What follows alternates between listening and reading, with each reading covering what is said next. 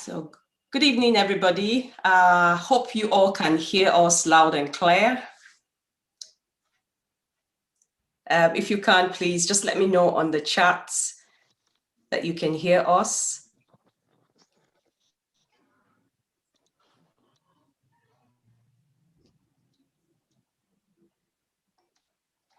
I'm just trying to sort out a few things, and I'm sure we would start very soon. That's okay.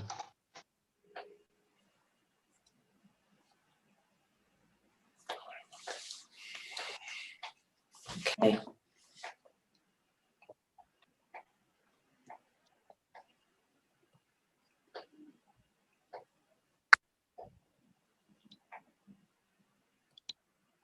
Okay, hope you all can see us. Today, I just want to welcome all formally to our program today, and I'm sure we all are raring to go. We all are happy to attend this event. And myself and my husband we are co-founder of Relationship Builders Forum. And I would encourage you all, please, to engage with our content and follow us on all social media platforms. Today, we're going to be having a very, very interesting conversation, and we have a couple of people today who will be joining us in today's event. And we've got the first person on our list is Napa Onwusa. So Napa is someone who is not new to us because she's been here for the first program that we had. And she has over 20 years of experience working in technology for companies like Microsoft, Cisco, Nokia, SAP, Visa, and Google.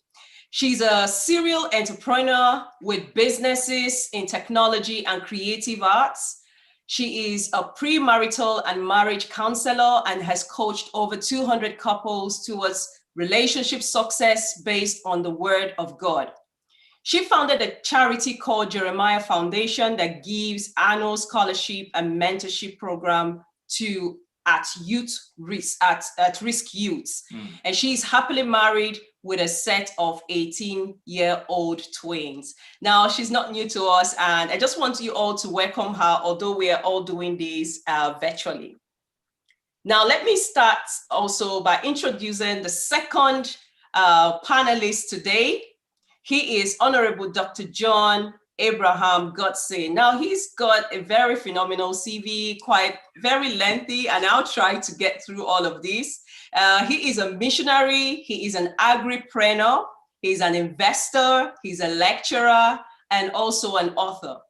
He is the first Black member of the Polish Parliament in Polish history. He's also the founder and CEO of Pilgrim Ranch, Nigeria.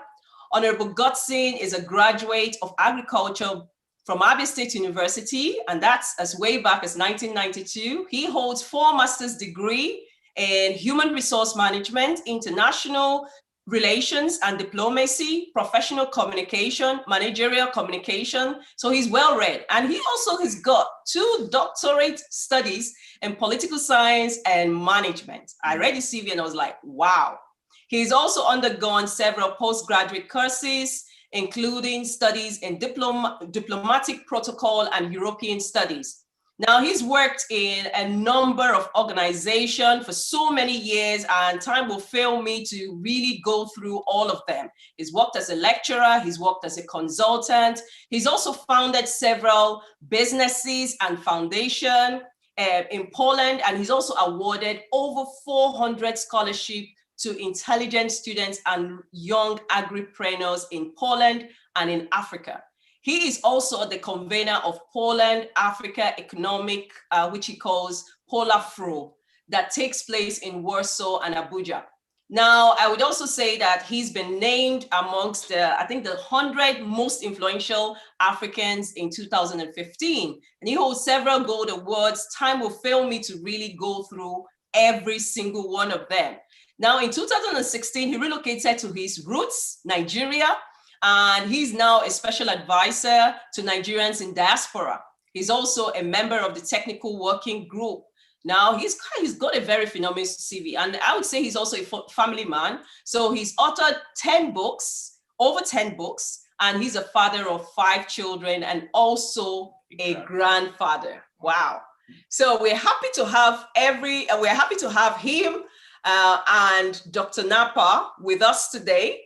And I'm sure that every single one of us, we are super expectant today, because I'm also expectant today's program. So we're looking forward to it. So.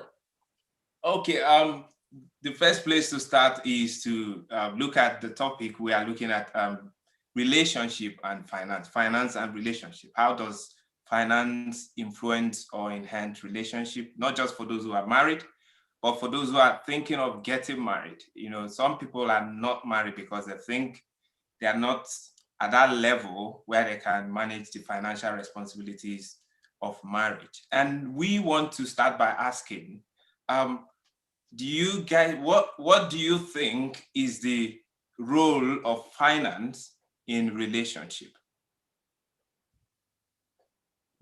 Maybe we can start with Honorable Dr. John Abraham.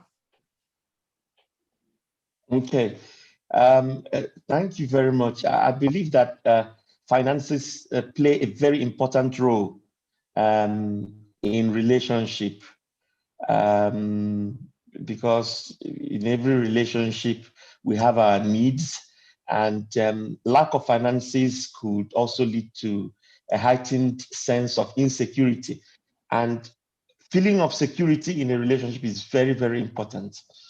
Especially for the woman, when a woman does not feel secure, when a woman does not feel that her needs, especially material needs, are met, that feeling of insecurity can actually ruin the relationship. So I believe that, you know, finance is very, very strategic in every relationship. Thank you very much. Let me ask Mrs. Napa, please, what do you think as well? Yeah, I'll just start by saying it's really an honor to be part of this group, especially Dr. John. I mean, your resume was very impressive. I now know who I want to be like when I grow up. So a real pleasure to be here. I think you've said it all. It really is the bedrock of a relationship. But I also think finance gives an indication of how, as a couple, you guys are planning for the future. It gives an indication of where you're placing importance in terms of your value system.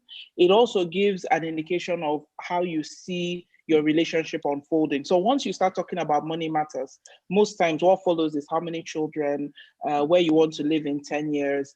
Money and finances also gives an indication to character. So it's very easy to find out if somebody is a generous person in all aspects of life, if you just see how the person's patterns, their attitude towards money. So the Bible is right when it says that it's the root of all evil, because it really does bring out the base nature of man. So one of the important discussions I feel couples, when they're starting to get to know each other, or if they're married, is that you have to have a constant dialogue around money. It's very important because it reveals a lot, not only about the person and the relationship, but where the person places their values and how they see their future. Wow, if I can add one more thing to what Napa just said. First of all, one correction. Money is not the root of all evil. The love of money is the root of all evil. The love, yes, that's number one. Yes, it's true, sir. The yes, love sir. of Yes, money sir. is money is neutral. Okay, and then the second thing is the Bible also says that for where your treasure is, there will your heart be. So money and how we spend money, like you said, shows our priorities. It shows things that are important for us. In fact, you might not need to spend a lot of time with someone to really know who they are. If you can just get an audit of how they've been spending their money, you will know who they are. Exactly, sir. And to your point as well, you find that if it's something a pastor actually threw as a challenge to me once. He said that if you open your bank statements and you check where your money goes, you know exactly where you place your priorities. And that has always struck me, that if at any time I'm auditing my reports with God in mind, let it be that I've already shown that He's priority in my life. So just to buttress that point. a good point you've actually raised. I want to follow on that question to ask the next question, which is, should people who are in a relationship reveal their financial status to each other before marriage? Because if you're saying you have to have a conversation around how you spend your money, how your income is made, or things like that, should they talk about it before marriage? To Dr. John. Okay. I'll be very careful with that. It depends, especially at what level is the relationship. For people who are courting at the early stages of relationship, it might not be necessary, because you don't want someone entering into that relationship with a bad motivation. Okay. But at the point where you have decided, you think this is the person you want to be with, and you are planning your future together, I think that such transparency is important. And especially in one aspect of it, not just about how much are you earning and so on, but also what are your liabilities? Do you have any debts? I've seen this, cause a lot of trouble in some relationship where after the marriage, the man discovered that the woman was owing a lot of money, and it wasn't, they didn't talk about that before the marriage, and that was a rocky beginning. So I believe that, when the Bible also talks about that both of them were naked and they were not ashamed, I believe it's about nakedness, in every area, especially finances, which is a very, very important aspect of every relationship. Napa, do you have anything to add to that, please? I think it's spot on. When you discuss finances, it depends on where you are in the relationship.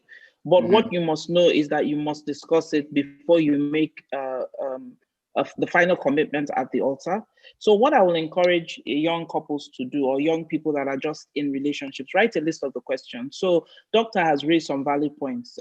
What is the level of debt you have? You can also ask questions like expectations around savings, expectation around how they plan to support extended family. Those kind of things bring up issues where maybe the one spouse feels they need to carry the whole family, and the other person feels that shouldn't be the case.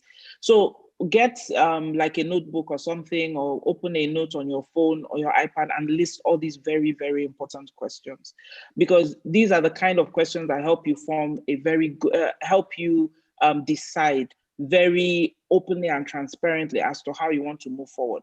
Because it's not when you get married, you find out that he doesn't believe you should be giving family members, extended family members, money, and you have been the one that has been supporting your extended family for so long. So very important to go through the questions, but to help yourself, have an outline of those questions. And you can get a list of the questions from people that have been married before that can kind of help you and say, ask this, ask that, and then you can go through it as the relationship progresses. Thank you. Wow, thank you so much. Now, this question is specifically for a lot of single people. And whilst we talk to them, a lot of them have a lot of challenges as it has to do with getting married. Now, and that also comes with a lot of cost as it has to do with the wedding and the traditional marriage. Now, I would ask, should the huge cost of wedding / traditional marriage stop two individuals who are in love from getting married?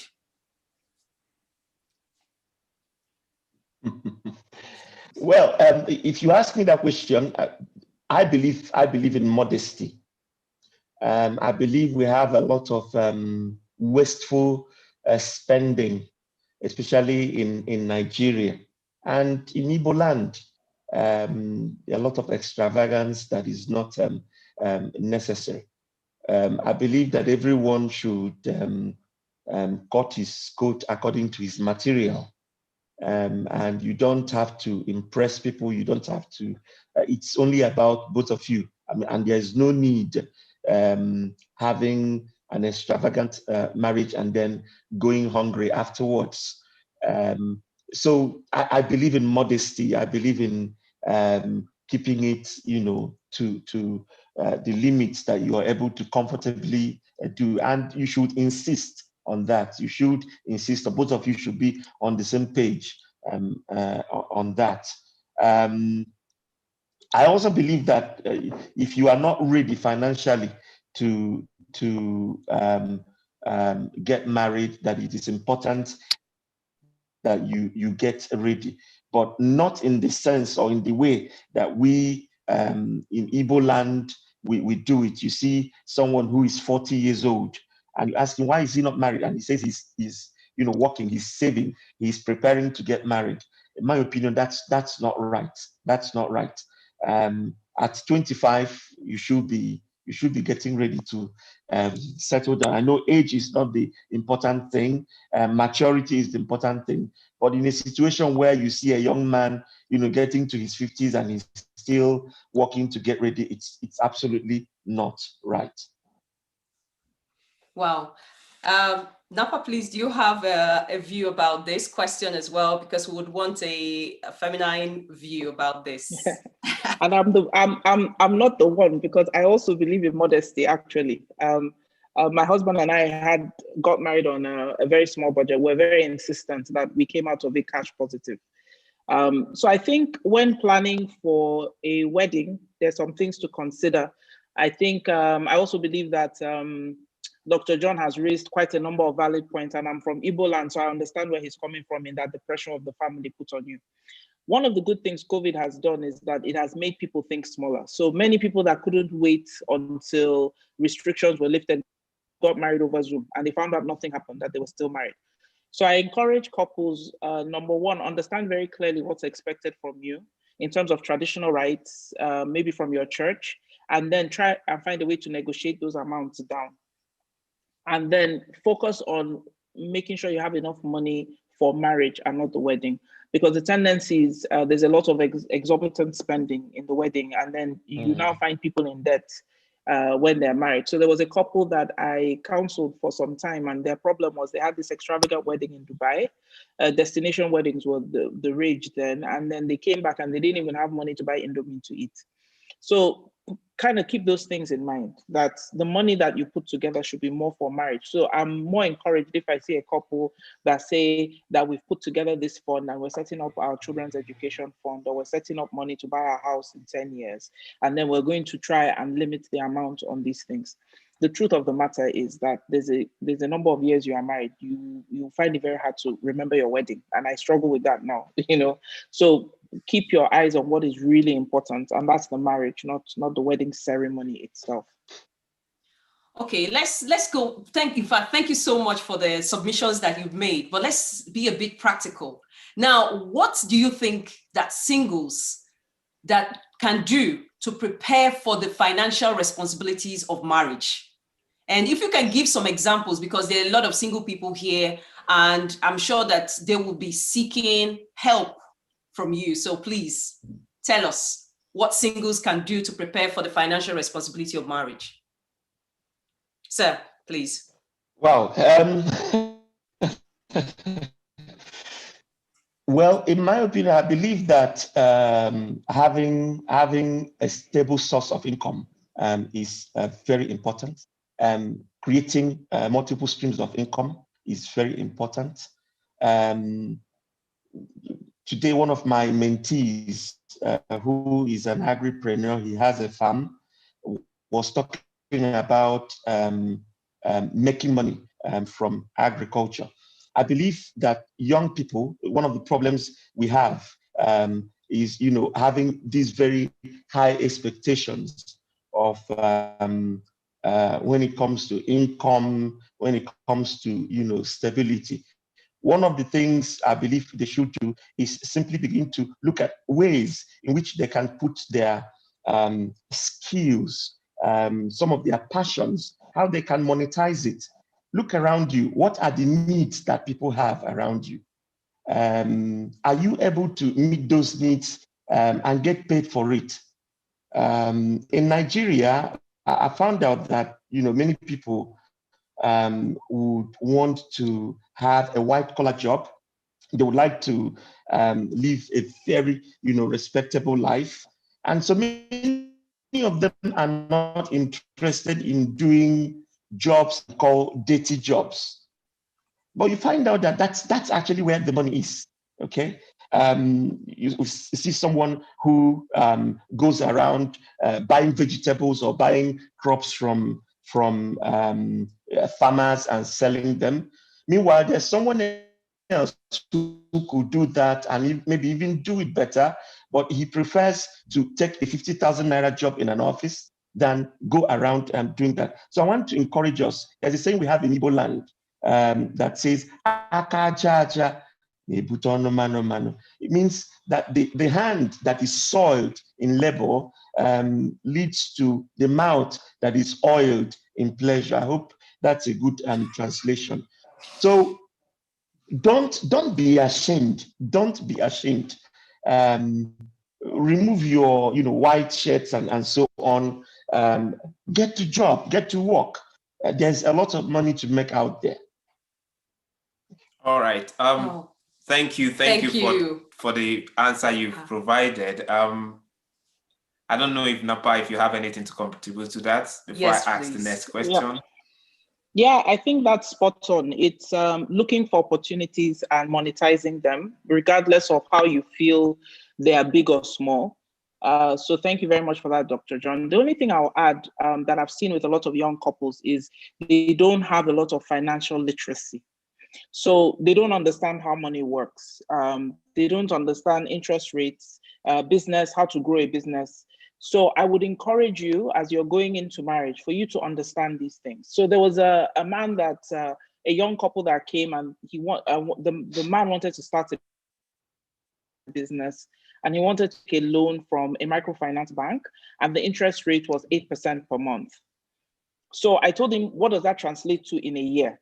And by the time he calculated it, he understood that he would have literally bankrupted his family if he had taken that loan. And it's just because there was no financial knowledge or literacy. So I encourage you, understand how, even if you don't go into stocks or trading, understand how that works, understand how banks charge you interest, what compound interest is, what simple interest is. And even if you have that initial knowledge, build on it, understand how businesses grow.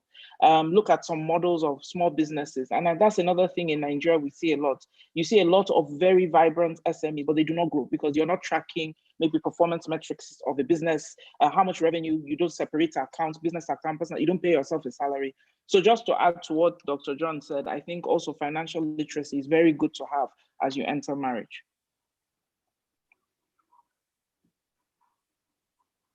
Before you go, Napa, I want to ask a question in response to what you just said. When we talk about these preparations, are we focusing more on the guys, or do you think the ladies in the relationship are also part of the conversation?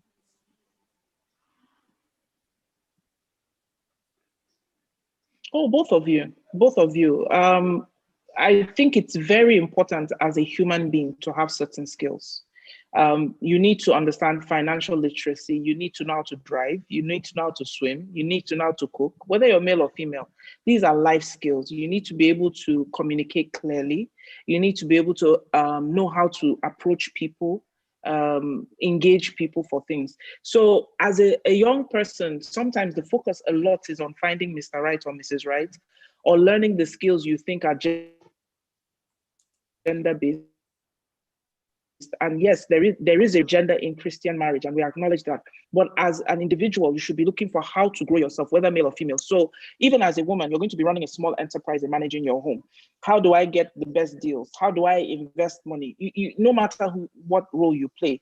And it's something I do for even my children. They started investing when they were in their early teens because they needed to understand how money worked. So I don't believe it should be gender-based, but still, I want to emphasize the fact that in a Christian marriage, there are roles that do have to play to make it up. Okay. All right. I don't know if Dr. John wants to add to that.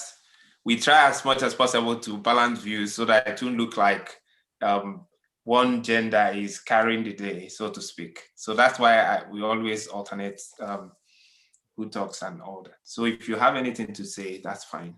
I absolutely agree with what she said. Preparation is very important. You can attend a course on financial literacy. You can listen to podcasts.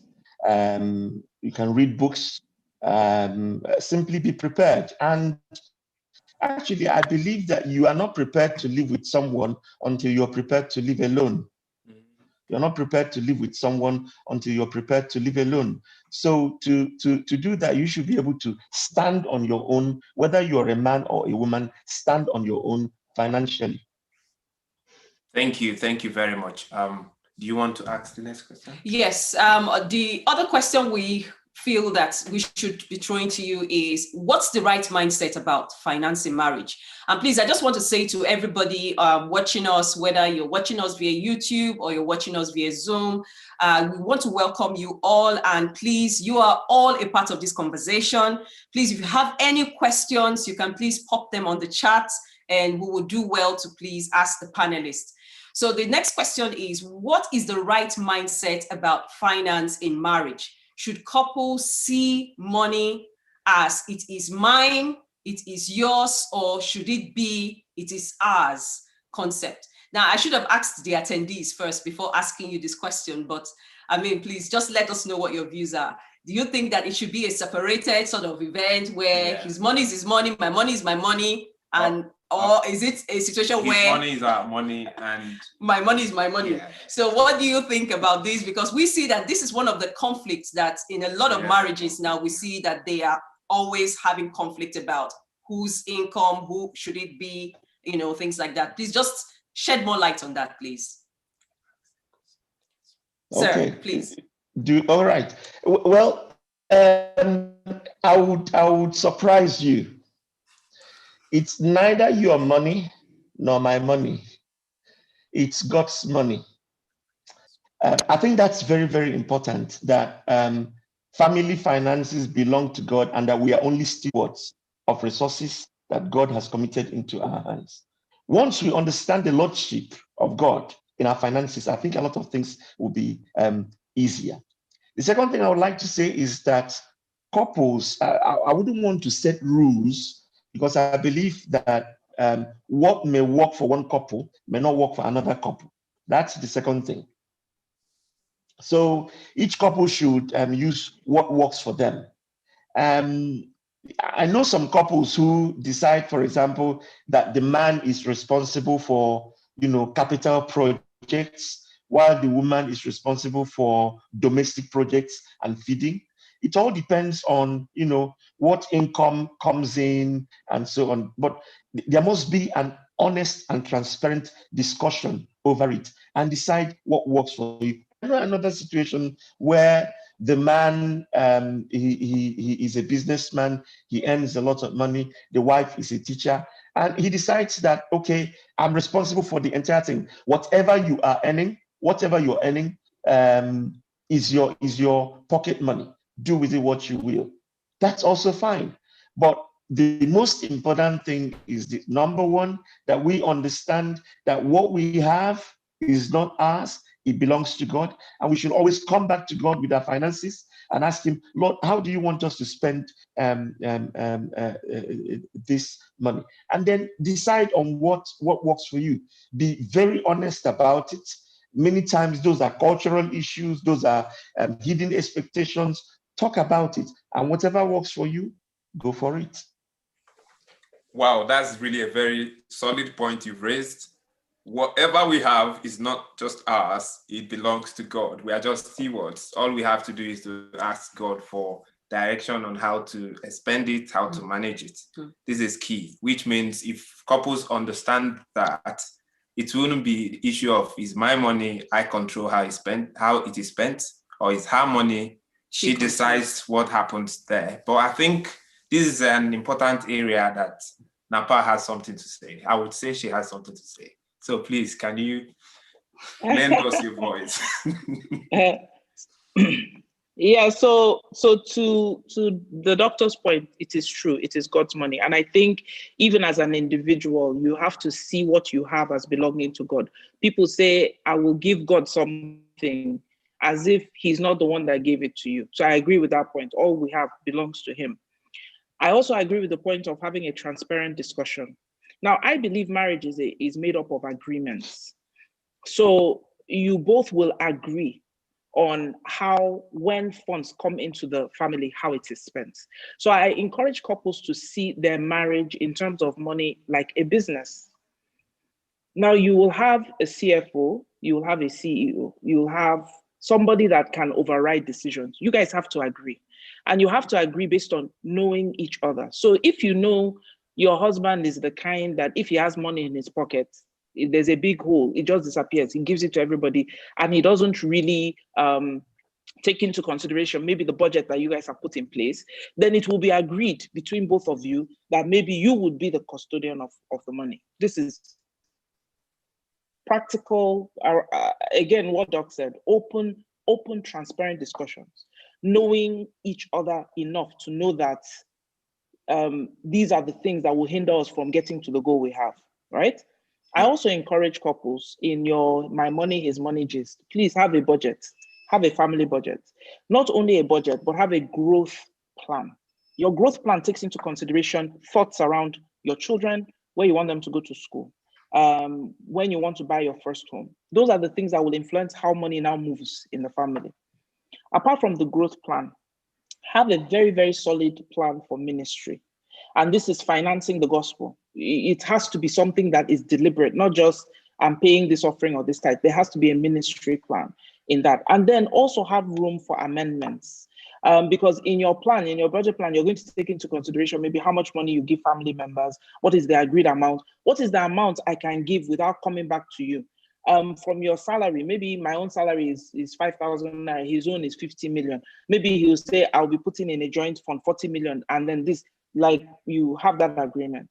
And then you now give room for amendments because God has a way of moving our destinies in different ways. What if this happens? What if that happens? What are the things we'll do? So financial discussion when you guys are dating or when you're courting is actually quite detailed. It's not a fly of the mill kind of off the chain. You have to consider like annual planning, growth planning, children, in-laws, house. Are we starting small? Are we going big? Are we all those things? You need to lay it out on the table. And then the last point is that you have to understand each other's temperament. So I've seen where the man is extravagant and the woman is not. The woman trying to control all the cash. So she'll say, pay me your salary and I'll give you back.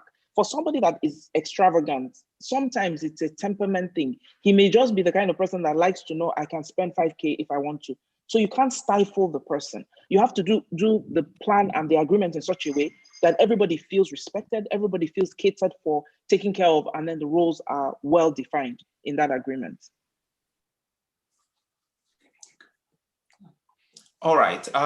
Thank you so much for that. I think you raised some key points, very solid points: accountability, transparency, and the other thing you talked about is that they have to the growth plan, and then you have to do budgeting. You know, most of us growing up, we are not taught about budgeting. Yeah, we just get money, we spend it. So it's never late to learn some things about financial management.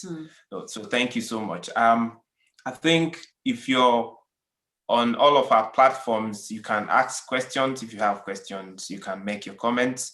We'll be able to read them out. Do you want to read one of the comments? Yes, I think someone is agreeing with what Napa said about transparency, accountability, and respect each other have for one another. Yeah. Again, this would greatly have an effect on the purse. This person is saying. So that's a very good one. Now, we asked a question to those watching, all of our attendees, and one of the questions we asked is, should bills be split between husband and wife? Because, you know, some people are of the view, or in some marriages, some relationship, they believe that it should be 50-50. Yeah. So the bills should be split 50-50 between the husband and the wife. I just want to ask all our attendees, please, could you just tell us on the chat, what do you think about this? And that's before we ask panelists what their view is about this. So please, could you tell us, do you think the bills at home should be split 50-50 between the husband and the wife? So if you're watching on YouTube, if you're watching on Zoom, please let us know what your thoughts are on this. We're waiting for you. Okay, so whilst we're waiting on that, so we'll come back to that question. The next question we want to ask, or you want to Yeah, go? let me go. Okay. I think we are in a very critical moment. Wherever you are in the world is really a very critical moment because of COVID-19. A lot of people have lost their jobs. Some people who are even working, their salaries have been reduced. You know, people are facing difficult challenges. Now we are going to the key thing for today, the nitty-gritty of why we're here. For couples who are facing their financial challenges, what do you think, what are the practical ways they can come out of it? Okay, let me signpost. Dr. John, please, you can give it a go. Okay, all right. I'll use my personal example. A few years ago, well, almost 20 years ago, we had a situation where all of a sudden we were faced with a very challenging, difficult situation. We were missionaries and we had a language school, and then all of a sudden we had 120 students in the school. All of them, within a week, we lost 100 students, and we had loans we took from the bank to grow the school, and we're left with about $50,000 debt.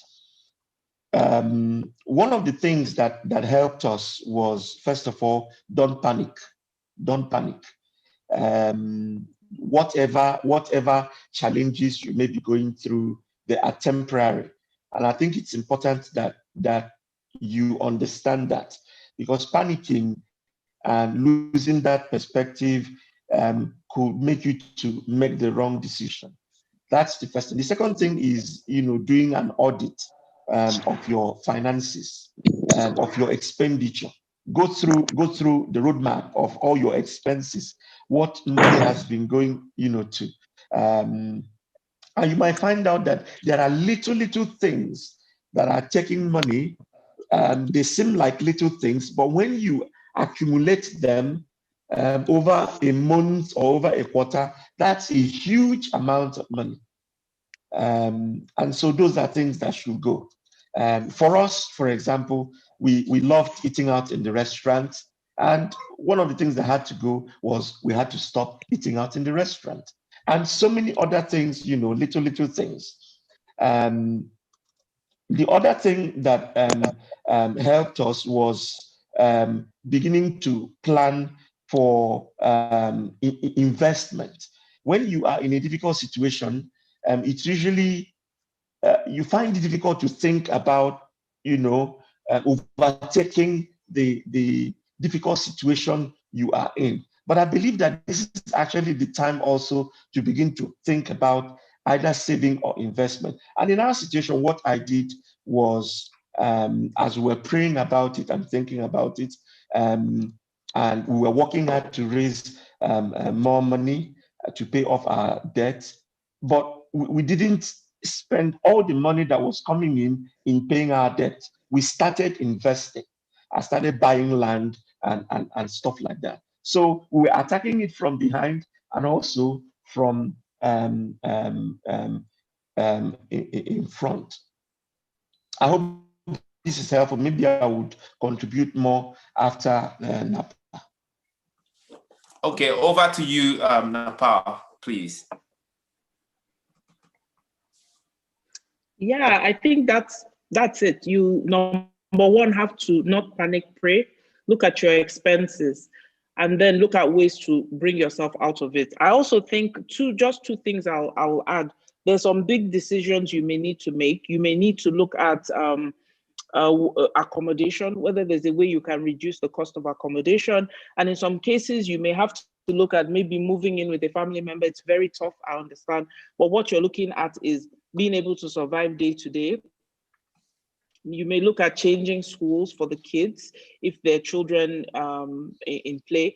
And then the last one I would say is that look at intervention funds. There are quite a number that people don't search for. There was a girl that had to shut down her salon because of COVID, and she lost a lot of her business, her customers. She was in a very, very bad place. But then we go and we look for intervention funds for small businesses that were impacted. There are many people that are supporting families that are impacted on Instagram. So you can look for these kind of things that can help you bridge the gap. But one of the crucial things, which Dr. John already mentioned, is that expense. You know, the things that are not really essential. You have to do a Daniel fast on your finances. And I've done this before, so I'm speaking from experience. We had to do it. We only had the essentials, which is exactly what Daniel did. So we invested a lot in prayer, in relationships, and then we reduced that were taking up money. Things like Netflix, things like data, things like that seem like essentials because of the life we're living in, but the world we're living in. But you have to kind of very critically look at all those things in partnership and in agreement. One party cannot force the other. Both of you have to do it together and invest time in prayer. Really, that helps you get through anything. All right. I think the advice is basically for someone. Can I? Okay, you can go on. Of course, that's please, fine. please come Carry in. on. You can weigh in. Yes, there's something I want to add. I remember at this time we were a little overwhelmed at the situation. How were we going to come out of it? And one of the things that helped us was number one, a book that someone gave us.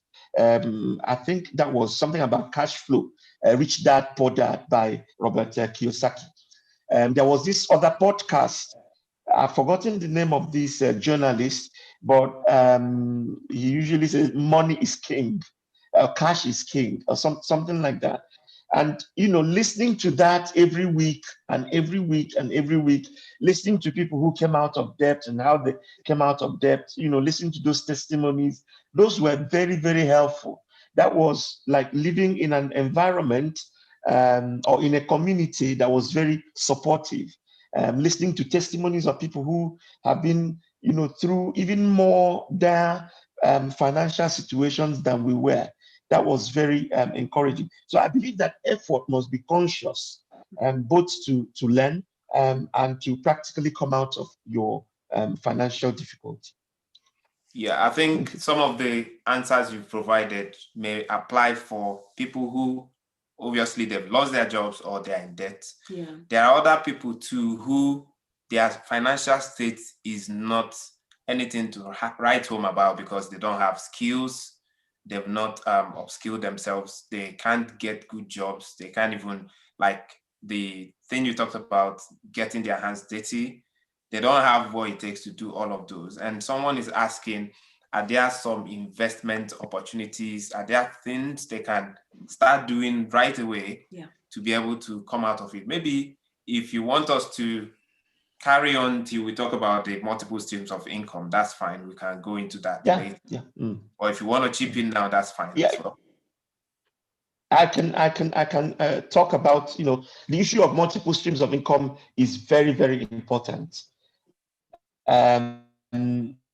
I want to say this, and I'm sorry if what I'm going to say is going to hurt anyone, but you will never truly be wealthy if you're depending on a salary. You'll never truly be wealthy if you're depending on a salary, all right? I believe that one of the ways of being wealthy is actually to own business. Start a business. And what is business? I've already talked about it earlier. What are the needs of people around you? Are you able to meet those needs and be paid for it? Think about, open your eyes, see what is around you. It's very easy to start a business if you are observant, if you are sensitive, and if you observe the challenges and the needs of people around you. Business actually is simply meeting the needs of others, and look for things that can help you to easily generate income around you. It could be buying things from the hinterland, from the villages, and taking them to the townships or cities. It could be you don't have capital. wow, why don't you go to a farm? They produce a lot of eggs, and they are looking for distributors. Take those eggs from them, go to the city, sell them, and come back. And that's a business. There are so many things that can be done. I believe that one of the things that is needed is simply to be sensitive and open your eyes to the situation around you. What skills and what talents do you have that you can put to use? What skills do you have? I remember that question that God asked Moses, what do you have in your hand? What do you have in your hand? You don't need, a lot of things. What you have in your hand is enough to start. For those of you who are educated and you are already employed, or you're somewhere, why don't you think about undertaking additional training?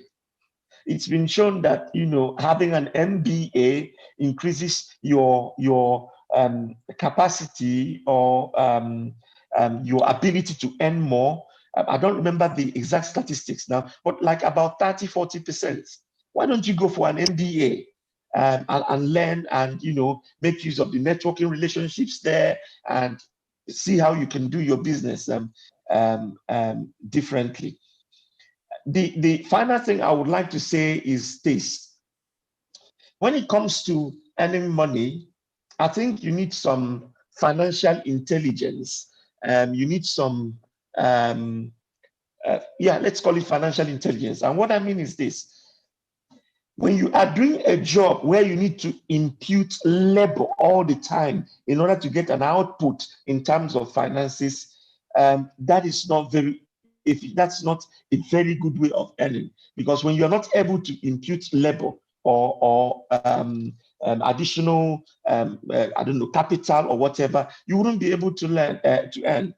That is why I encourage, as you are working and going on, think of passive income.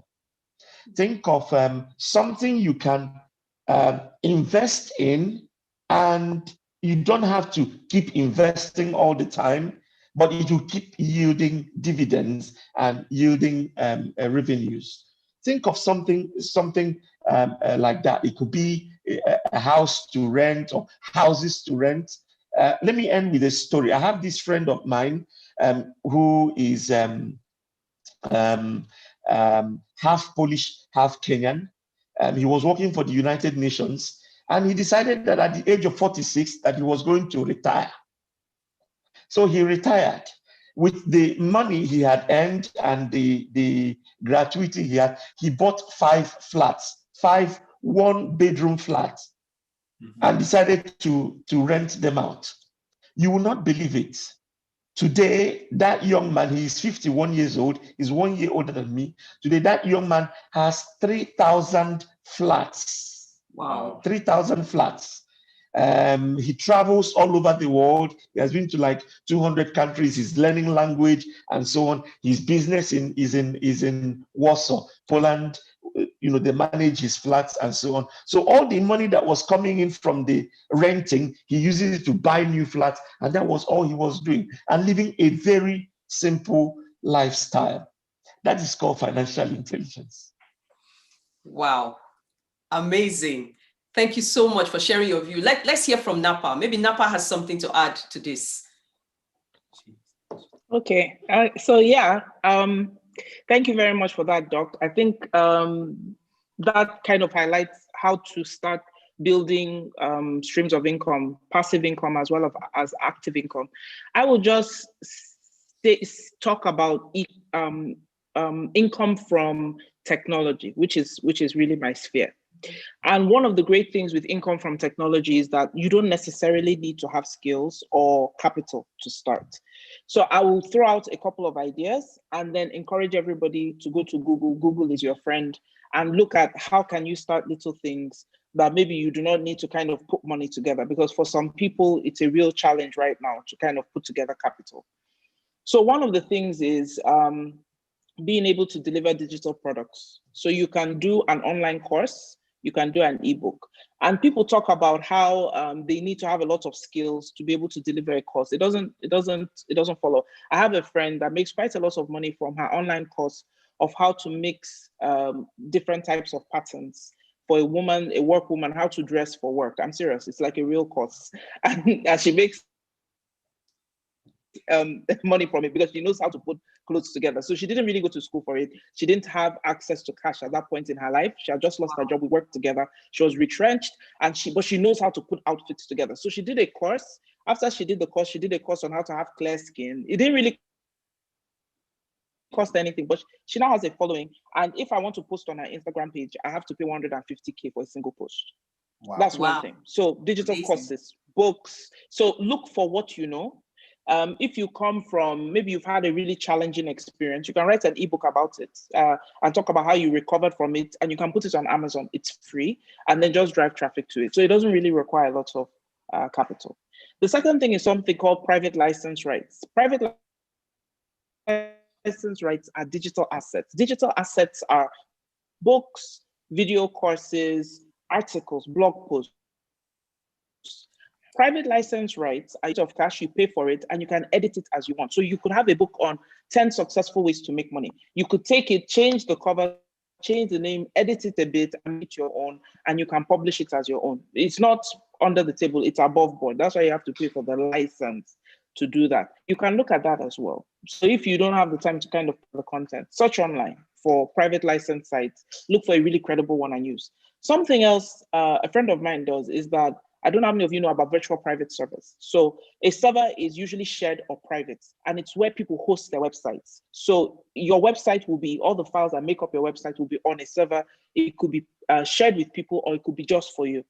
If it's just for you, you can pay for it, but then you have a lot of space on your server, and you can now give it, you can share that, your server space, with other people, so people can pay you to host. So if you pay maybe for your private server, and I hope I'm not getting too technical, but just note the words and then go and, okay, and then search for it later. So if you have a virtual private server and it can take 30 websites and you pay $90 for the website per annum, you can actually charge 29 people $10 every month every year to come and be on your website, on your server.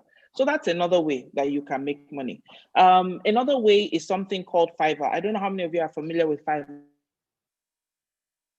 Fiverr.com. Fiverr, you sell services on there. I've seen people that sell consulting hours, that I will call you and I will talk to you for an hour. I see people that sorry, could you say that again? Like, if you say Fiverr. Fiverr, Fiverr.com. Okay, Fiverr.com. So we lost you a bit. Could you say what Fiverr does? Yeah, I'm sure somebody will know it. Fiverr, I think it's in the comment section. Somebody posted it. It's Fiverr.com. I'm sure many of you know it. Yes. Yeah, so people go to Fiverr, get logos, but there's some really out there kind of services that you can get. Somebody can do voiceover for you. I mean, there was a guy I used for voiceover and I paid him $25. It took him literally 5 minutes to do that voiceover. So look for the things that you have already and then start looking for how to sell it. Another thing is you can sell stock photos and stock videos.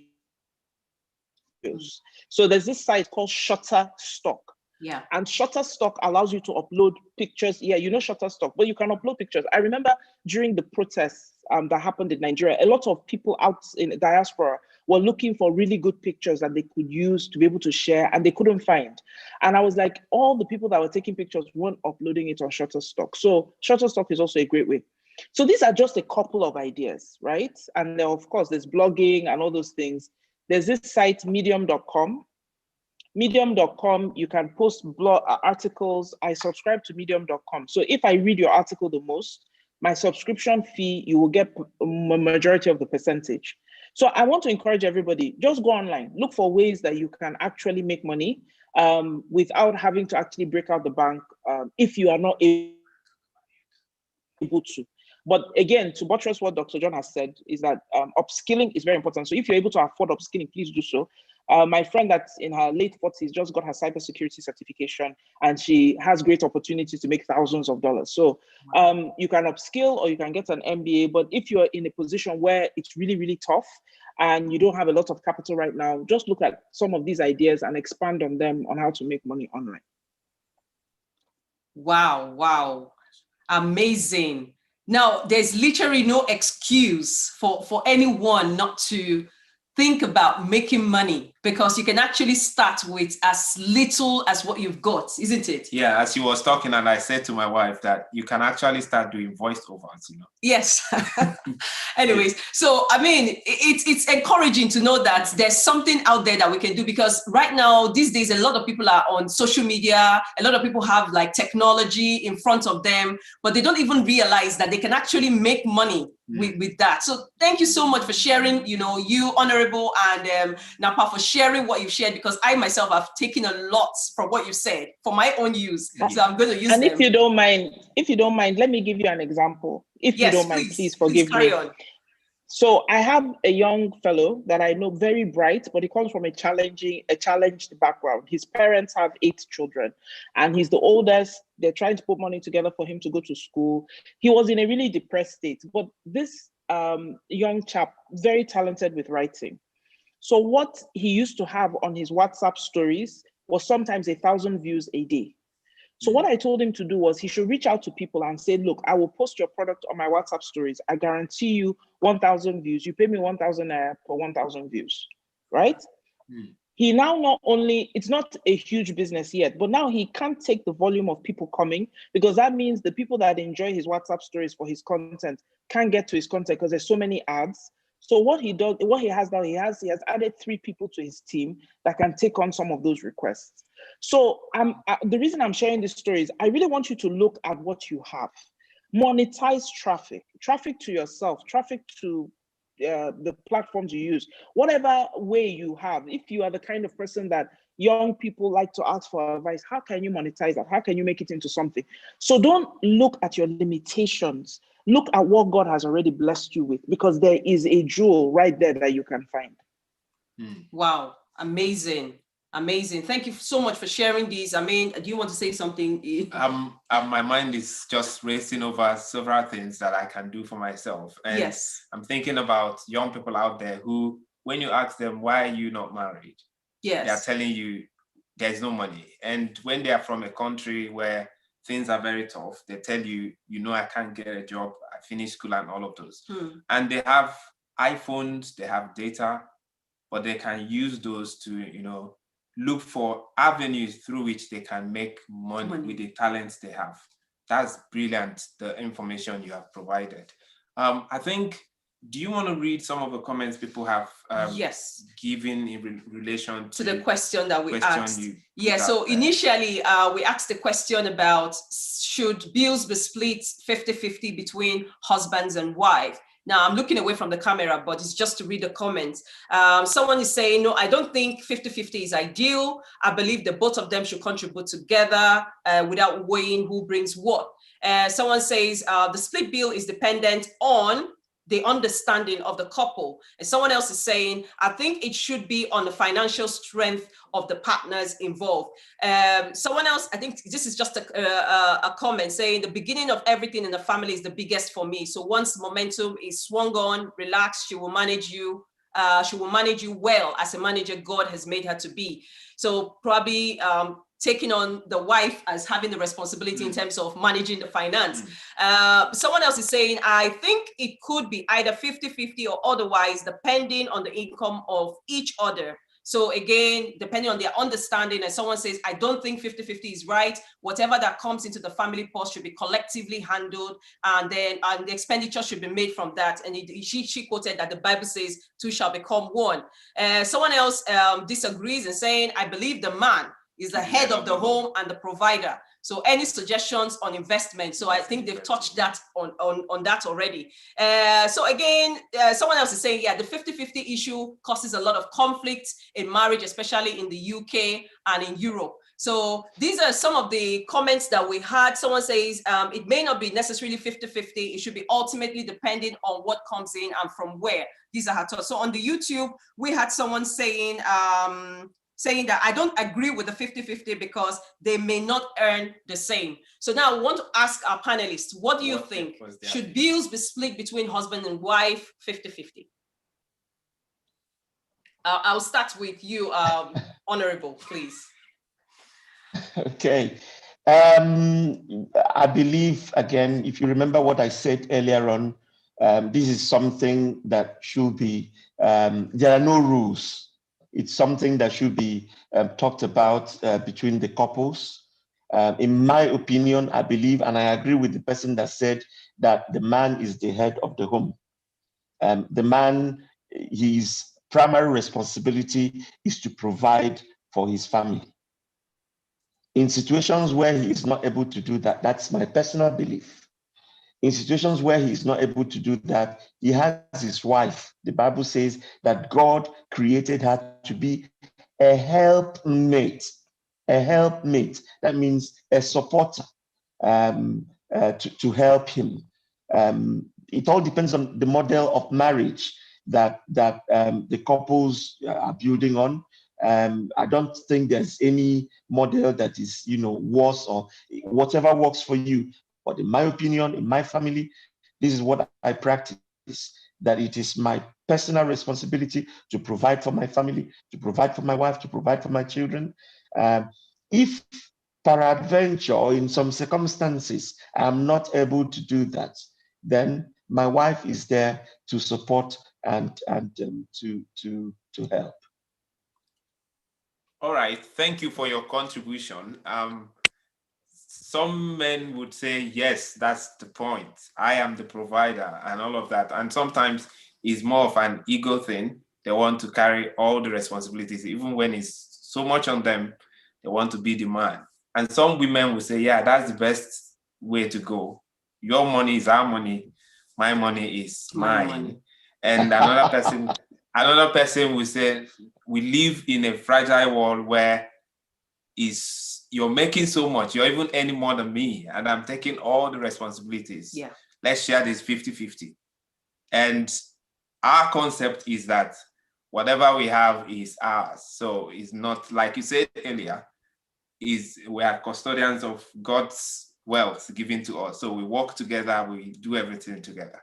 But it's all up to whichever couple and what they want to adopt, the model they want to adopt. Yeah.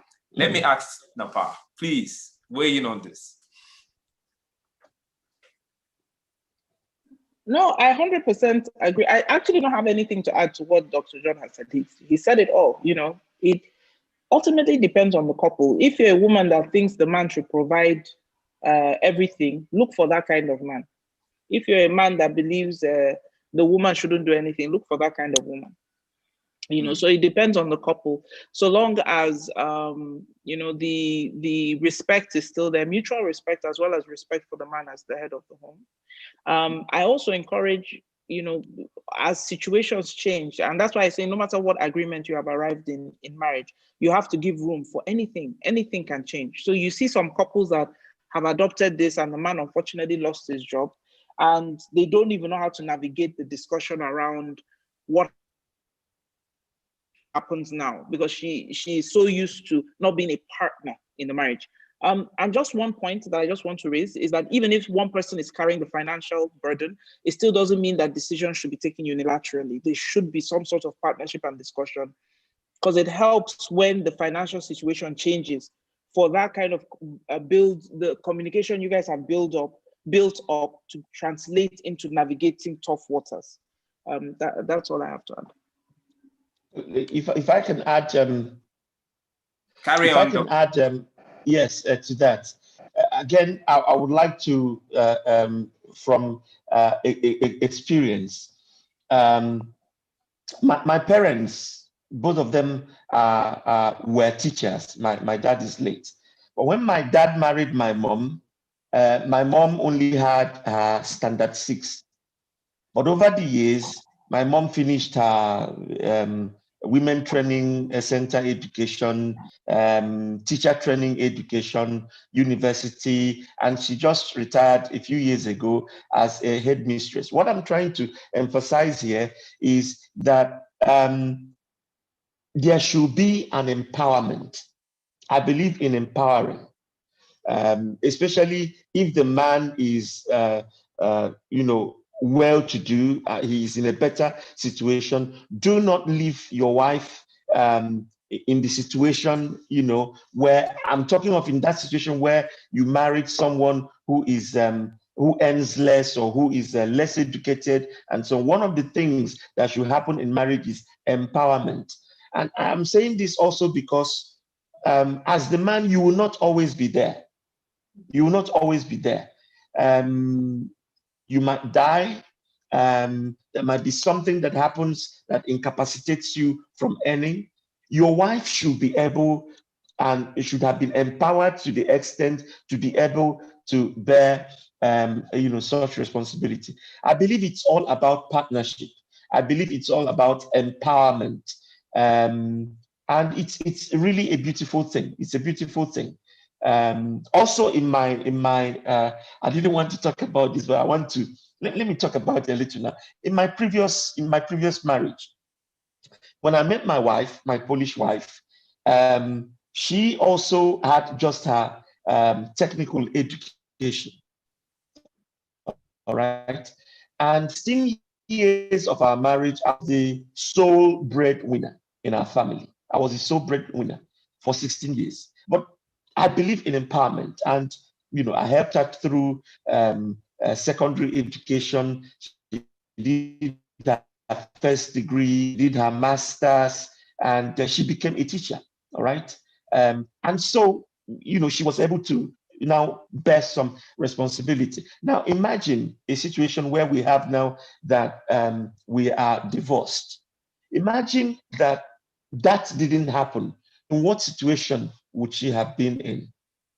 In what situation would she have been in? So I believe that when couples are together, one of the things that should happen is empowerment. The more powerful empowers the less powerful. Thank you so much for your contribution. Thank you. We also want to say, if you're on the platform and you still have questions, you need more clarification on any point that has been raised, please, you can write your comment and they will come to you. Yeah. Okay. Now we just want to ask another question, because this is one of the issues that come up in a lot of marriages and come up also during counseling, and that's as it has to do with the number of children. So what about the number of children that a couple should have? Should that be by faith, or should it be by fact, looking at their financial capability? So should it be based on that, or should they just go on and replenish the earth and believe God that everything will be sorted? What's your take on that, please? I would start with Napa on this question, please. Okay, so I think the number of children shouldn't be by financial status. I think it should be by partnership and discussion. That is it. So I've counseled couples where the man goes in thinking they should have 4 children and the woman only wanted 2, but they never discussed it. So they never, prayed about it. They never came to terms. There was no compromise. There was no kind of going back and forth, as to what they wanted. I don't really believe you should plan the number of children by how much money you have, because we see people that don't have money today that become very rich in the future. And also it is God that is your source and your provider. So you're not dependent on that. But I think it really is about partnership and discussion. Both of you should have that open discussion around it.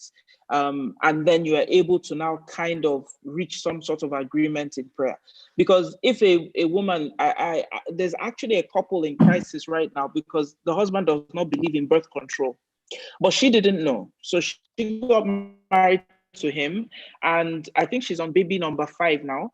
She got married when she was in her early 20s, just out of university. She can't work because she's always having babies. She feels her life is just passing her. So there's a lot of resentment now. And I told her, if you guys had just had this discussion prior to marriage, you would have probably understood how best to discuss it and both of you agree. Because if he doesn't believe in birth control and he had told all the gynecologists and doctors that she shouldn't do it, and even if she does it, God will reveal it to him, and the marriage is over and she'll be out in the cold and she has no money and she can't take care of the kids. Back to Dr. John's point about empowerment. So she's in a very difficult situation now. So I would encourage you discussion, talk and trust that whatever decision you both feel comfortable with, that God will.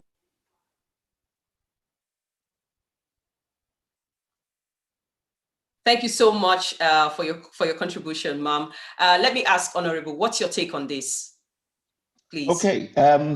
What I'm going to say might be like hitting the beehive, and I wouldn't apologize for it. I think that the answer to this question depends on where you live. It depends on where you live. You find out that in the West, children are seen as liabilities. Children are seen only from the perspective of expenditure.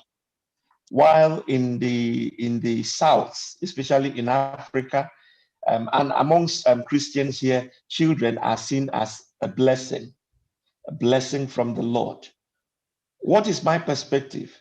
I believe that children are blessing from the Lord.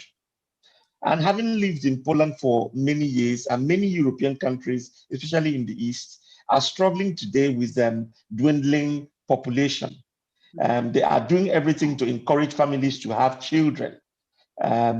My constituency, Łódź, when I moved there in 2003, it had 800,000 inhabitants. Today, it has 699,000 inhabitants because of the dying population, aging population, and the low birth rate. So over there, it's different. Down here in Nigeria, it's also different, that people are having children as it comes irresponsibly. I believe the word there is responsibility, that we should have children, but we should have them responsibly. Children are a blessing, from the Lord. And this just reminds me of actually twice this happened in my career as a member of the Polish parliament. Twice I had two different women come to me. They had only one son, each of them, and the son was killed by the police. And she was already in her 60s. The husband was late. The pain, the bitterness, the sorrow that I saw from that woman was really, really very touching. It was really, really very touching. And I was wondering, what if she had, say, 2, 3, or 4 children? So I want to encourage us. Yes, children are a blessing. We should be, idealistic about all this, but let's also think about risk. There are things that happen in life. Having one child, in my opinion, is not good. That's my personal opinion. Is not good, but I believe that you should have as many children as you are able to responsibly take care of. I love children. I love children a lot, and I hope I will have about 10 of them. Wow. Wow. Well, we have a question here, just so we can weigh into that a little bit more. Someone is saying, it's a kind of private question. He says, a couple agreed on the number of children before marriage, but unknown to the wife, the husband has a preference for male child. And this is not just the husband, but it's a case in a lot of African homes and countries.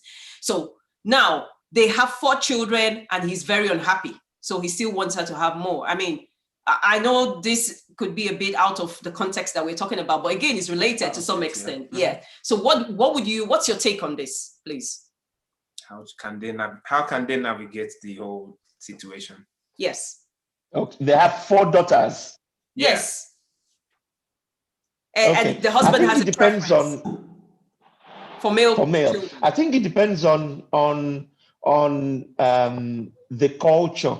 There's a lot of cultural aspect of this, because when you live in a civilized society, it's not really important. Okay, when you live in Europe, it's not really important. But when you live in an Igbo village in the East, where women do not inherit, and if this man, let's say he's to do, he has lands on, all he is really concerned about is to have, you know, a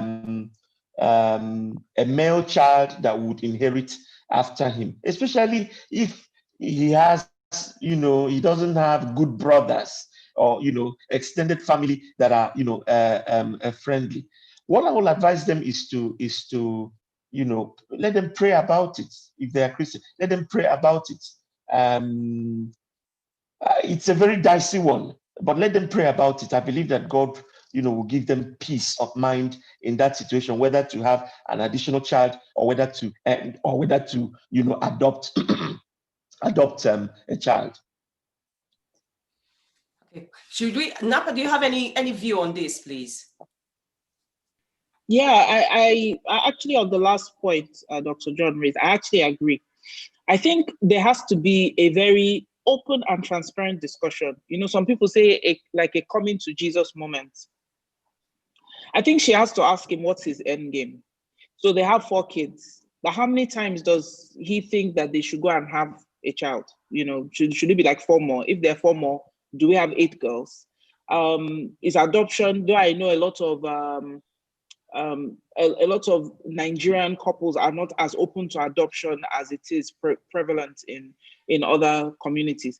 But I think we really need, the woman needs to find out what is his end game. You know, because I've seen women that have actually had issues with girl children, and then the man has gone outside, gotten another woman pregnant. I know of one case that he actually ended up, it was the 3rd relationship or the 3rd marriage he had that he had a boy.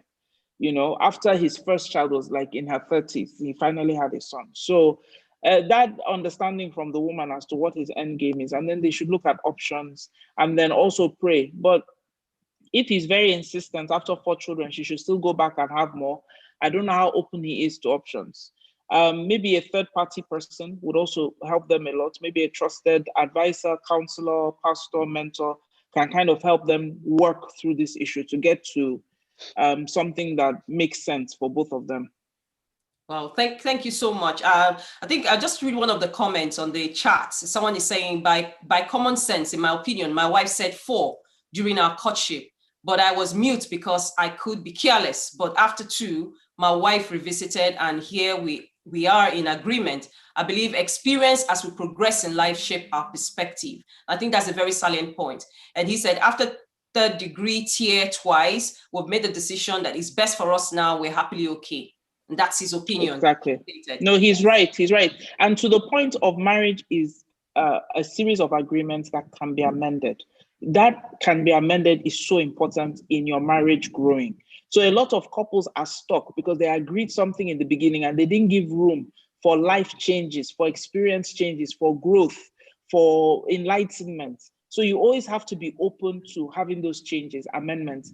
And how you have those amendments is building partnership and building communication. So you keep talking through issues. You keep discussing changes. You have that open communication. So one person is not arbitrarily making decisions. You're revisiting agreements and amending accordingly.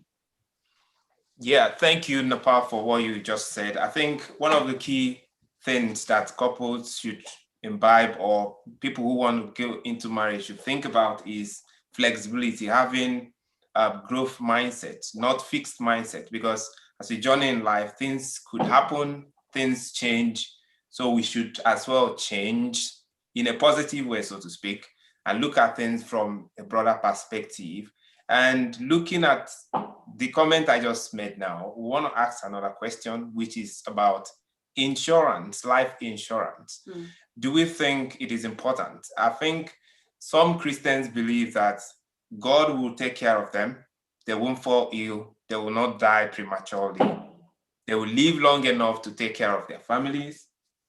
And then some other people believe that you have to plan ahead, do insurance, do all of those. Where do you think this should come in? Is it relevant? Dr. John, can you please weigh in on this? Okay. Talking about insurance, I think a lot depends on where you live. If you're living in Europe, where insurance is respected, where insurance is sacrosanct, that's very good. In Nigeria, where you pay money for insurance and sometimes nothing comes out of it, I believe it might not be the best solution.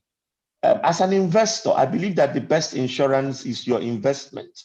What I talked about earlier on, having things that yield you passive income. When you are active professionally and you're earning money, look for things, investments, things you can put money into that would keep yielding money even when you are not earning money later. Unfortunately, yeah, this is Nigeria. I know in the Western world, life insurance, is respected, and it's a very good way of securing the future of your family, especially in situations of when the one of the members is bereaved. So that is good if you're watching from the West. But if you're in Nigeria, unfortunately, social services here are very poor. Help from family also is not something you can count on. I believe that your investment is what you really can count on. Papa, do you want to chip in anything on that before I ask Dr. John another question in relation to this? Okay, yes. I just wanted to add that for us in Nigeria, I believe that you should have life insurance. But apart from having life insurance, I think you need to look at, if you are working a 9 to 5, you need to also look at your pension fund. You need to make sure that you put in place such that if something happens to you, your pension is paid into an account that's accessible by your family. So what a lot of couples are beginning to do now is that they're setting up a company for their family assets. So this is where money from investment, assets, pension, life insurance is paid into. And then they make themselves directors as well as their children as they are born. And my family and I have the same thing. So if anything happens to any of us, God forbid, because we are a very spiritual country, but if anything happens, we know that my pension is not going to be stopped. Where they're trying to get death certificate, they're trying to do all these things, it will be paid into the family company account. The same thing with my husband, it will be paid in, and my children will have access to it. So apart from the life insurance and making sure you secure your assets, return on all those things in an account that's accessible to everybody, you also need to educate your children. So your children need to know like your passwords, they need to know accounts. If you can, open a family Dropbox or any file storage system, you save important documentation there so they have access. We have cases of children that lost rich parents and then their lives derailed because their parents didn't equip them enough to be able to take care of themselves. And if your children are still young, look for somebody trusted that can be a trustee of that family company account, company business. So those are the kind of things you need to put in place. So people have a tendency to focus only on the life insurance, but what you're trying to do is you're trying to make it easy for the people in your life that depend on you to access any money that you may have touched or you may have, or any businesses you have, even if something happens and you pass on to glory. Okay, I think I wanted to say, can you elaborate more on the family company account thing, how to go about it? Someone also has just asked the same question. I think a lot of us are seeing this as a new knowledge or information. Please, can you talk more on it? Okay, so what we did, we just registered it like a normal company, right? Mm-hmm. My husband and I have equal shares. We own, I think between both of us, we own 60%, and we only have 2 kids. So they own the rest of the shares. Okay. Now, all the documentation that is attributed to the company account is put in our family Dropbox folder. So we have a folder that everybody has access to, the CAC documents, registration, the lawyers' names, everything. So our children have access to it. Now, when funds come in from my husband's business, there is a percentage that goes into the family account for saving. My own pension payout is pledged to the family account. So there's a thing you can do with your pension alliance. For us in Nigeria, with your pension fund manager, forgive me, you can go and say on your death, your pension should be paid to so and so and so. You know, so you don't have to start producing death certificates and all those kind of things. And the same thing with your bank details is also saved in the family Dropbox folder. So it's not any special. It's just like a normal company that people have shares in, and then you make sure investments or payouts you're expecting are paid into the family company account. And I think we bank with a local bank, so everybody knows the balance, everybody knows what's happening there. And then there's some things that we pay for the family that come from that account. So again, I said, see your family as a business, you know, try and structure the finances so that if a director leaves the business does not suffer. Yeah, I think this talks about accountability, transparency. Everyone knows what's going on in the family. Wow. Yes. And trust me, some men will not do that because I spoke to a lady who got married for about not up to a year, but she doesn't know how much the husband earns. And she has asked and asked. The man said, I provide for you.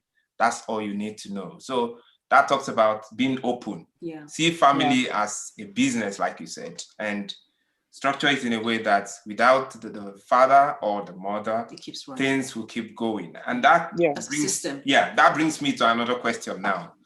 What about issues around writing your will? Do you think it's being proactive, or is it something we wait until we become old enough to die before we write will? I'm asking, any of you can comment, please. Okay, it's like Napa is not online. I believe in writing wills, and I believe in updating our wills.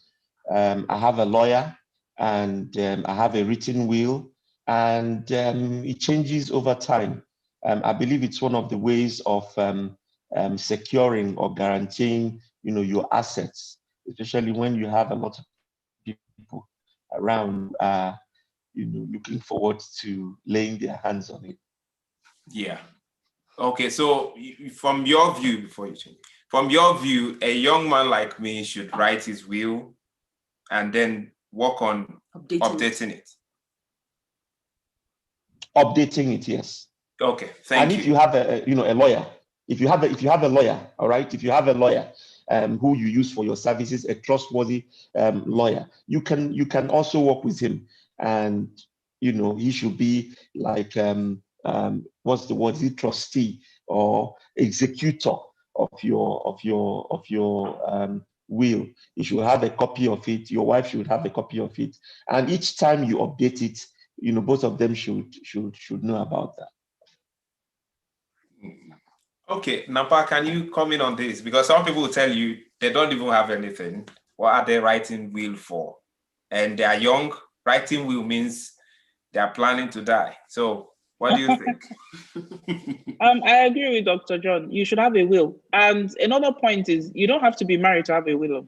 You don't have to have assets. A will can also define how you want to be buried. Unfortunately for me, I lost a friend to cancer. She was in her 30s a few years ago. Very difficult period for me. She planned her burial in her will, right? And there were some keepsakes she had. She wanted it distributed in a certain way. It's just that us Africans don't like thinking about death because we think it's very morbid. But if you really are a Christian, you shouldn't be afraid to die.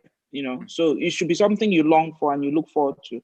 But while you're on earth, kind of put things in place that make it easy for people that you leave behind to continue. So even if it is just, I don't want my brothers to fight over my old discography or something like that. When I'm buried, I don't want them to spend more than this amount of money. I want, you put all those things. So don't wait to be married. Don't wait to have kids. Don't wait to have property. Get into the habits of being responsible like that. So have an annual audit. I always tell people you should have an annual retreat where you review some critical documents for your life. You look at your will, you look at your growth plan, you look at your ministry plan, you look at all those kind of things. So these are the kind of things you need to update, you know. So you have your lawyer, like Dr. John has said, that executes your will, that helps you update and all those kind of things. It's actually, it's a crucial piece of documentation that you need. Wow. Thank you very much. I think those on the platform are really excited. They are wowed. They are by the information you're providing. Thank you very much for all of this. I also want to say to those listening to us or those who are on our platforms, if you have any questions, things you want clarifications on, please, this is your opportunity to do so. Sometimes after the program, people keep coming to us to say, what exactly did the other panelists say? You know, we need more information, and we'll say to them, the program is over, maybe you can reach them and all that. So I would ask for your permission. Is it okay if any of the participants want to reach you one-on-one to have more conversations on what we've talked about today? Sorry, I'm asking the panelists now. Dr. John, Napa, is it okay if they reach you? Yes, because it is. sometimes they come to us and we can signpost them to you. It's fine. It's fine. Okay. Thank you very much. So another important question we want to ask is extended family members. You know, we are from collectivist society, especially in Africa. We believe if I'm married, she's not just my wife, she is our wife. So whatever I own, whatever I have is not just for my nuclear family, extended family members as stakeholders. So what do you think about couples managing financial obligations to extended family members? Okay. I hope I can start. Number one, I believe extended family should be prioritized. Prioritized in the sense that the way you treat your parents is not the same way you treat your, I don't know, great-grand cousin. All right. So there are different cycles in that extended family.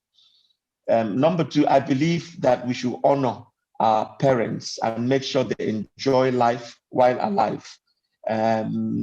We have this practice in Africa where many times we ignore our parents, but when they die, we give them a very opulent and burial. That is wicked. Whatever you have to do, please do it now. Make their life comfortable, show your gratitude to them, honor them, that village home, renovate it, make it more comfortable for them. Let them enjoy life while they are alive. That house you want to build it for them now, not when they die. Before burial, you begin to build a house. In terms of the other members of the extended family, whenever you can, help. Okay, help them when you can. Instead of giving them fish, give them fishing rod. Help them with jobs. Help them with training. Stuff like that. Those of them that are irresponsible, that don't want to work, that don't want to, be responsible, leave them. Simply, what's the word? Make a border. Let there be a border. The word in Polish is granice, which means there should be a defined line. Boundary. Yes. You don't have them, coming and visiting you and staying for months and months, and you don't know when they are leaving. Your family, your immediate cell unit family is your family. Maybe that's my European upbringing, but I believe that they are family, but the most important is your immediate family, your wife, your children, your parents. Take very good care of them. Thank you so much, Dr. John. Napa, can you weigh in on this, please? Exactly. Spot on. Take care of your parents. Your nuclear family is still your primary responsibility. Protect them.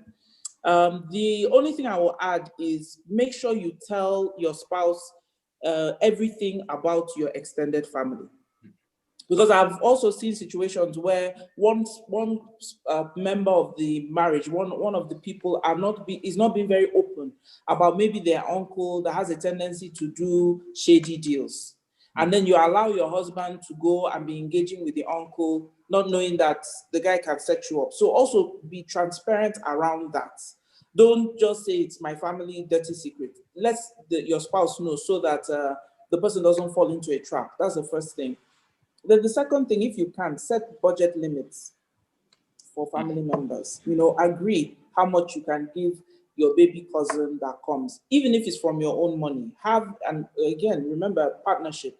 Let him know that for your cousins that come, you want to be giving 5K if they ask for this, and you'll be like, okay, maybe he thinks it's too small, maybe he should increase it. So you guys are very much aware of what's going on, because sometimes you have in-laws and family members that don't want the best for you. And if you guys are not very tight and your communication is not clear and you guys are not a unit, they take advantage of that and they can cause problems in your marriage, even though both of you have the best intentions towards each other's families. So that's the only comment I would like to add. Yeah, Napa, before you leave, I would say one other thing is, can you tell us areas that people can make strong legacies in terms of finance to have a long-term financial base that no matter what happens, the family will be solid? Maybe more like your parting word. Okay, parting words. Yes. For me, parting words would be money doesn't make you happy. This is the truth. It does facilitate a lot of ease in life. But as much as one is planning for financial success, you have to plan for family success, life success. So as much as you're looking to get money, you have to look at, for example, how to give back. And that's why I say ministry plan is very important. Because you find very rich people, look at them, billionaires, where do they start spending their money? It's in charity. Or they start giving the money away because they have found that there's a limit to how much they fill up. So look out for opportunities to help others. The second thing is that plan with generational wealth in mind.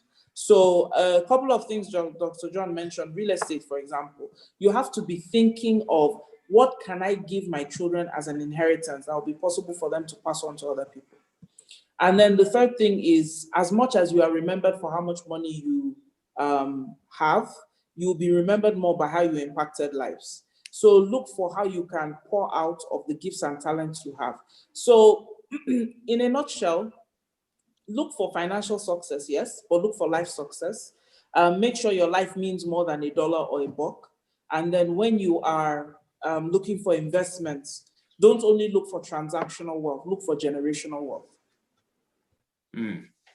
Someone is asking, I'm sorry, I'm bringing you back. Someone is saying that we didn't really touch much elaborate on multiple streams of income.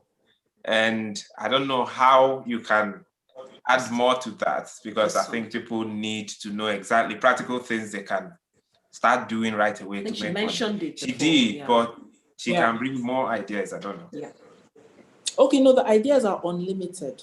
Okay. I'm being very honest. So we've spoken on this call. I think Dr. John mentioned skills, upskilling, certificates, MBAs. The first step, look at yourself. What can you do, right? And then don't be, once you have what you can do, begin to list it out. So I use, strangely enough, Excel. So I have things I am engaged in. So you have your short-term streams of income, your midterm, and you have your long-term. So if you're starting, for example, again, I'll come from technology, a YouTube channel, that's a long-term stream of income, because you can't get to maybe 1 million YouTube subscribers in a minute. If you're looking at real estate, what type of real estate? Is it a building? Is it a building in Nigeria? Return on real estate in Nigeria for a building, sometimes it's 15 to 20 years. In England, it's shorter. So that could be a midterm investment. So have your list of incomes, what you're pursuing. Short term is, there's a guy I know that delivers letters for people to Abuja. So he'll take the evening flight and he'll make sure he's with them tomorrow for urgent. That's a short term stream of income. So list out all the different things you can do and put them in short, mid, long term, and put goals against each amount, okay? Then try your best. Before you move you add another stream of income. I think the Bible recommends 7 or 8, or is it 6 or 7, something like that. Make sure that you have researched it. So there's people that will do long reach. They will move to cryptocurrency, then they'll move to Bitcoin, then they'll do insider trade. Not, God forbid, not insider trading. They'll do forex trading. Forgive me. So so you're just moving with the wind. Then somebody says cyber security, you now go and do. Somebody will say MBA, you now follow. You have to kind of build mental resilience so you can be very focused on the ones you have listed. So list, okay? Mid, short, mid, long. How much time you need to get to your goal. All right. So there's, I think look at and then research each stream of income. How much do people really make from it? Because everybody will tell you a great story. That in fact, when I finish this cryptocurrency, I made 10 million naira in 2 days. My brothers and sisters, please look, really research it, and then invest time and effort in it. That's why it has to be short, mid, and long. So your mindset can be, this one may take me 2 years. This one may take me 1 year. This one, and in some cases, you may need to take for a minute. You may need to get a job if you can get one, So you have to put all those things. So for me, I have a date I want to retire from paid employment, but it's not tomorrow now. I know the date, so I'm working towards it, and I'm building my streams of income. Okay, so if it's ideas, I don't think the problem is ideas. There are too many ideas. I don't know how many of you follow Netflix. Have Netflix. A lot of these movies that are on are from Wattpad, and I don't know how many of you know Wattpad. Wattpad is organic stories written by mostly young people. So they just keep adding chapters, and people say they love the books. A lot of Netflix original movies come from Wattpad novels. So you have 17-year-old children that have 10 million, 20 million dollar deals with Netflix. But then you find out they've been writing since they were 13. So you kind of have to think, well, you can decide now, I'm going to write a 3-series book that is going to be like this. You're going to research the kind of books that make money, and you're going to put it on Amazon. And but as you think of that, put it in a short, medium, or long term. Know exactly what you need to do to get to your endpoint. Don't write the first chapter and then forget it, then add another stream of income. And I think that's why people are frustrated, because you haven't spent enough time to even see if it works. And I'm sorry I'm rambling, but one last point. No, you're making a solid point. You're not rambling at all. Okay, and then the thing with patience is that when you work through a stream of income, I've seen this time and time again, the skills you learn, even if you failed, you will use it in the future. So I want to go into real estate, but there's a specific way I need to go into real estate. So I have to save money, right? But my 9-to-5 income is not enabling me save enough. So I've added 3 streams of income, and that's all I'm focusing on for the next 6 months. And I've put it in short, mid, and long term. But I'm going to give it time. I'm going to invest time. I'm going to learn. I'm going to understand how to make it, because my goal is to start building chains of, start acquiring real estate. So one thing I find is the confused nature of just everything that is raining, I'll put it inside. Now, NGO is raining because a lot of people made or got a lot of donations at certain times this year. Everybody's opening an NGO, but NGOs take a lot of effort and there's a lot of transparency and accountability in it. You see somebody will open it in 1 month, they say they're not doing it again. There's no money in it. Wow. These are salient points that you've made. I want Honorable to speak before we can sort of wrap up, please. Because I know he has something to say. Yes. Well, before I do my wrap up, I think it's just good to have a rundown of types of income there are. We have earned income. We have profit income. We have interest income. We have dividend income, rental income, capital gains, and royalty income. These are all streams of incomes that people can invest in. And I want to also add that as we are looking at some of those modern technology and so on, I think that the COVID-19 period has also taught us what is important. And that the most important, okay, someone says I should repeat again. Yes, all right. Earned income, that is the money that you earn by doing something or by spending your time. Profit income, all right? Money that you earn by selling something for more than it costs. Interest income, that is money that you get by, getting interest, deposited your money in the bank. If you are in Nigeria, I don't encourage you to do that with your Naira account. Dividend income, rental income, capital gains, and royalty income, all right? And I was saying that the COVID-19 period has taught us a lot about what is the most important.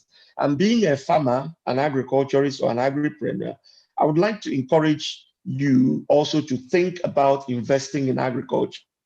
Agriculture is a very important area that yields a lot. Today, Nigeria is about 200 million people. In 2050, it will be 420 million people. And these are consumers. These are people who need to be fed. So this is the time for you to think about investing in agriculture. And I want to tell you a secret that I tell all my mentees. If you have an opportunity, and including you, Gospela, who is in UK, please start buying land at home. Please start buying land at home. Land is a resource that is limited. And the more Nigerian population keeps growing, the more there'll be a lot of demand on land. Available land will keep decreasing. So even in the hinterland, just keep buying land. Currently in Abia State, in Umuahia, the cheapest farmland you can get in Umuahia is about 500,000 naira per plot. That means a hectare would cost you about 11 million naira. All right. Wow. So, and we've seen hike in prices of land.